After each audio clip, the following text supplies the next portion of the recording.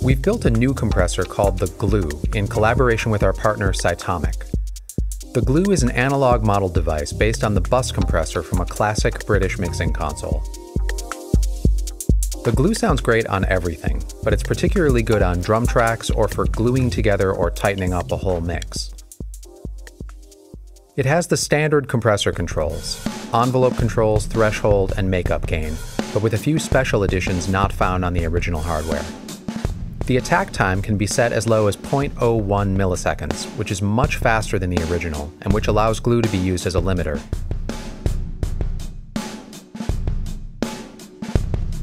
There's a dry-wet control for parallel compression, allowing you to blend the compressed and uncompressed signals together.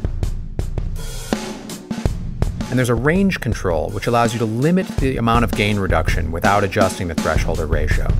So you can set the compressor to grab onto the signal at exactly the point that you like, but still dial down the amount of compression by using range. The soft button enables an analog-style soft clipper, which limits the total output to -0.5 dB. When driven hard, this can add a nice analog saturation character. And finally, there's a sidechain section similar to that found on a lot of our other devices, including an external sidechain option and a sidechain EQ.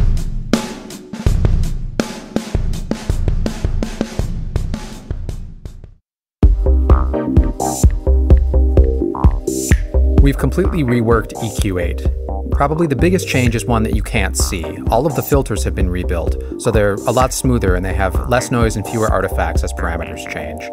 It means it's now possible to create really smooth filter sweeps. We've also changed a lot in terms of the controls and the display. The interface now can show an output spectrum, which can be toggled on and off with this Analyze button. And the output spectrum can be popped out of the device view, so you have a lot more room to work with both the filters and the visualization. In this expanded mode, you can also see all of the parameters for all 8 filters at the same time down in the device view. In the display, you can now drag and enclose multiple filters to adjust them at the same time. A new adaptive Q mode increases the Q amount as you increase the amount of gain. This is based on the behavior of some classic analog EQs and results in a much more consistent output level. A new audition mode allows you to click on a single filter to hear only its effect on the output. This is great for quickly finding and isolating certain problematic frequencies. There are 2 more filter options, 48 dB low and high cut filters, which are great for rolling off lots of unnecessary high or low end.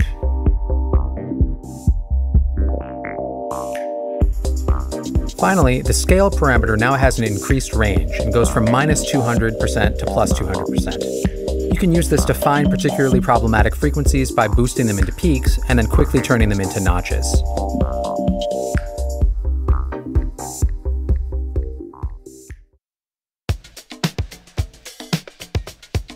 We've done a full overhaul of Live's original compressor device. The display can now be switched between the classic transfer curve, a collapsed view that shows only the essential controls and meters, and a new gain reduction display that shows changes to the signal level over time. This view can be toggled between showing the amount of gain reduction and a superimposed input and output level. This view is really handy for fine-tuning your compression amounts. This line represents the threshold, and as you drag it down to meet the peaks in the audio, the upper line shows the changes in gain reduction. There's a new auto-release mode, which disables the manual release control and automatically adjusts the amount of release time based on the signal that you're processing. There's a new dry-wet control for parallel compression. This is really handy for blending in very overly compressed drum sounds, for example, with their original, more punchy counterparts. This allows me to add depth and weight brought on by compression while still retaining the transients in the original drum sound. There's an envelope shape toggle, which switches between the classic punchy linear mode and a smoother logarithmic mode. And finally, there's an expand mode, which switches the compressor from being a downward compressor to an upward expander. In this mode, as the input level increases, the output level also increases. Upward expansion can be used to add transients back to material that's been too heavily compressed.